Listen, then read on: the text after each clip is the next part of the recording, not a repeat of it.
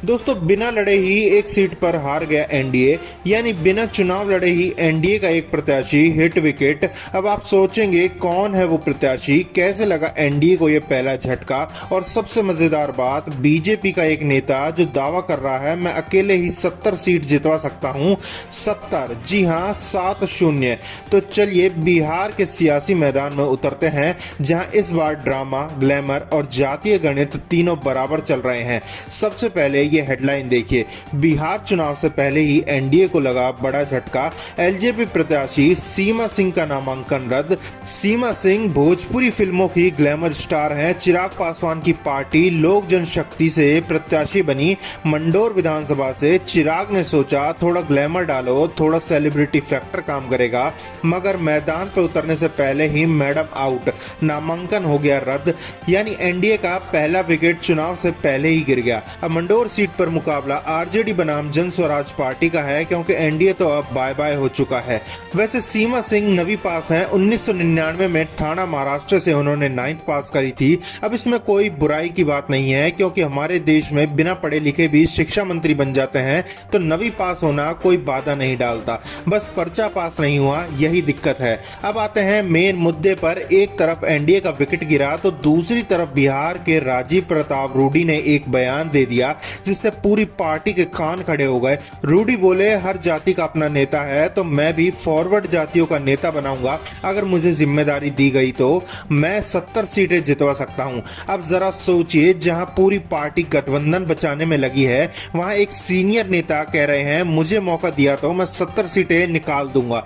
राजीव प्रताप रूडी वो नेता हैं जो लालू यादव के दौर में राजनीति कर रहे थे, पुराने अनुभवी और कई बार केंद्र में मंत्री भी रह चुके हैं। लेकिन आज की मोदी शाह की बीजेपी में इनकी काबिलियत शायद ओवर क्वालिफाइड मानी जाएगी, क्योंकि यहाँ काबिल होना जरूरी नहीं, काबिल सुनना जरूरी है। अब रूडी जी का दावा सुनने में बड़ा लगता है, लेकिन अब चलिए थोड़ा डेटा देखते हैं। जातीय जनगणना के हिसाब से राजपूत यानी ठाकुर आबादी बिहार में लगभग 3.5% है, मतलब 40 से 50 लाख लोग।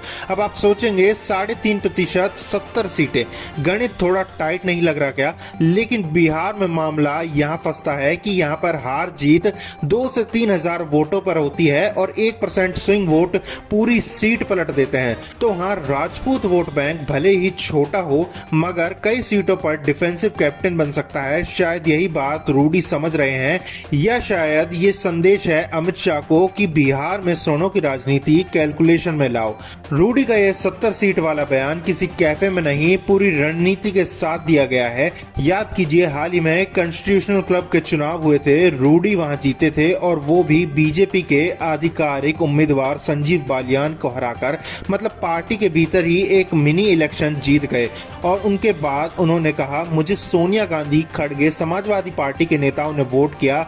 अब सोचिए, एक बीजेपी सांसद खुलकर यह बोल रहा है तो उसका संदेश किसे जा रहा है, सब समझते हैं। फिर राहुल गांधी से संसद में मिलते हैं, हाथ मिलाते हैं, और हाल ही में निशिकांत दुबे को भी निशाने पर ले चुके हैं। यानी अब रूडी सिर्फ संसद में नहीं, पार्टी के भीतर भी एक सियासी स्टेटमेंट बना चुके हैं। तो बिहार में एक तरफ चिराग पासवान का ग्लैमर वाला कार्ड फेल, तो दूसरी तरफ बीजेपी के अंदर जातीय राजनीति का नया एंगल। यानी बिहार चुनाव 2025 केवल मोदी बनाम महागठबंधन नहीं, बल्कि अंदर ही अंदर जाति बनाम जाति, नेता बनाम नेता और अहंकार बनाम राजनीति का खेल भी है। और ये तो बस शुरुआत है, अभी तो कई नामांकन रद्द हुए हैं। अल्ताफ आलम राजू, आदित्य कुमार, विशाल कुमार, यानी हिट विकेट का सिलसिला अभी जारी रहेगा। तो दोस्तों, बिहार का चुनाव सिर्फ सत्ता का नहीं, सियासत का है। आपको क्या लगता है, क्या वाकई में राजीव प्रताप रूडी 70 सीटें जितवाने का दमखम रखते हैं, या ये बीजेपी के अंदर नाराजगी का एक संदेश है? कमेंट्स बॉक्स में बताइए।